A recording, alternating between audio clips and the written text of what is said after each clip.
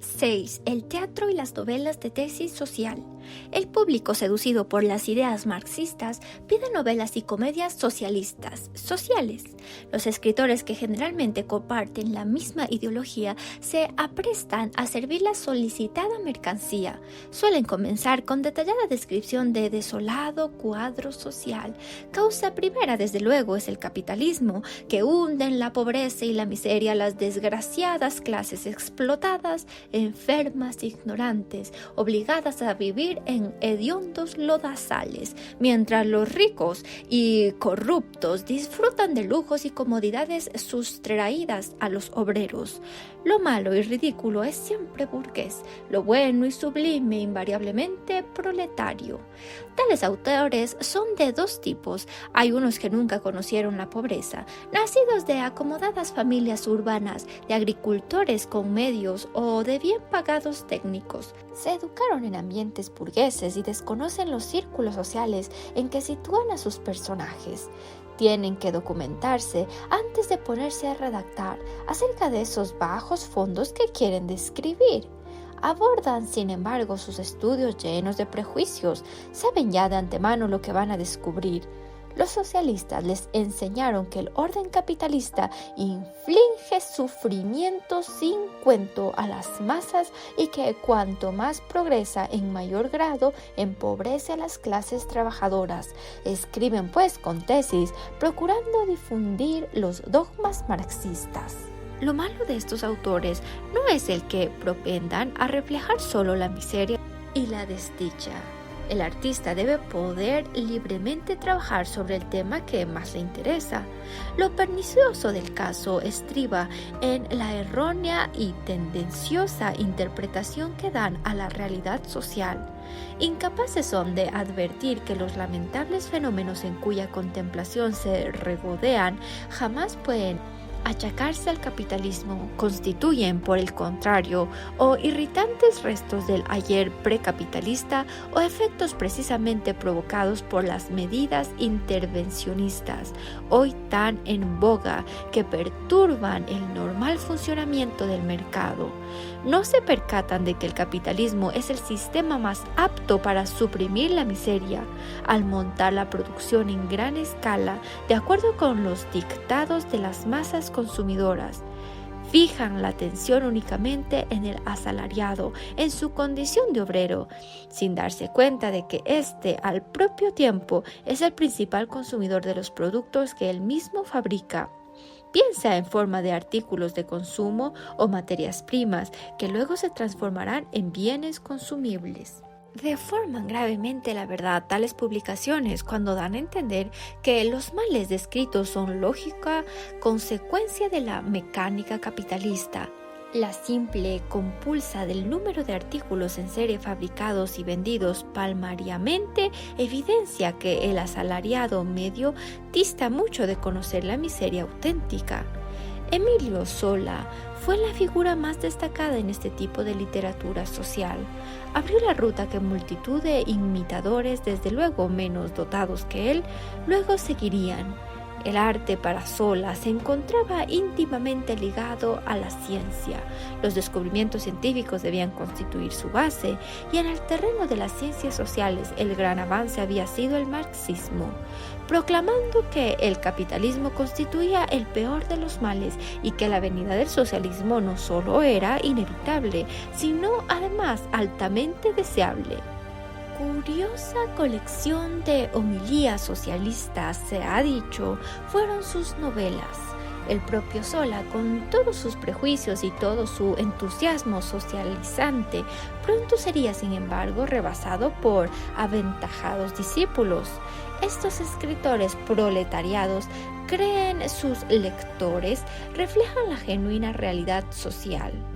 Pero la verdad es que no se limitan a reflejar circunstancias fácticas.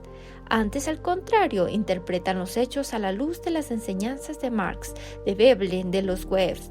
Dicha interpretación constituye la base del libelo, porque en realidad no estamos ante obras literarias, sino ante mera propaganda socialista.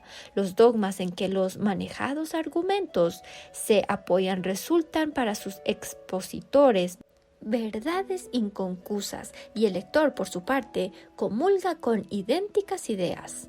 De ahí que frecuentemente el autor ni siquiera mencione las doctrinas en que se apoya, solo indirectamente alguna vez a ella alude.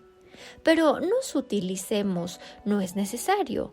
En cuanto demostrada queda la inadmisibilidad de la teoría socialista y la improcedencia de los pseudoeconómicos, argumentos en que la misma busca amparo, toda la tesis de los repetidos escritos se viene abajo cual castillo de naipes. Son obras que pretenden aplicar a la realidad social las doctrinas anticapitalistas. En cuanto éstas se desfondan, carentes de base quedan aquellas.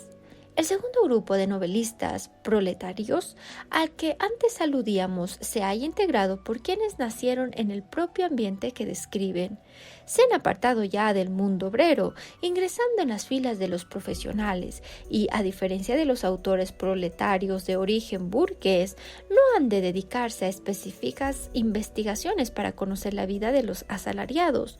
Su propia experiencia a estos afectos resulta bastante. Pero precisamente dicha personal experiencia ilustra al sujeto acerca de realidades que vienen a contradecir los dogmas básicos del credo socialista. Advierte, en efecto, el interesado la inexistencia de barreras que impidan a los hijos inteligentes y laboriosos de padres modestos escalar posiciones mejores. El propio currículum del autor lo atestigua. Sabe bien por qué él triunfó, mientras la mayoría de sus hermanos y camaradas no lo consiguió.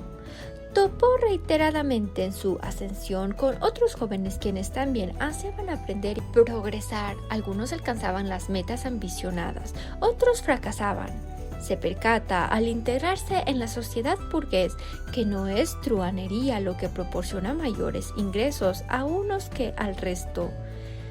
Perviviría aún en el círculo donde naciere si fuera tan torpe como para dejar de ver que son muchos los hombres de negocios y los profesionales, quienes a su propia semejanza deben considerarse hombres hechos a sí mismos, los cuales, igual que él, también partieron de la pobreza.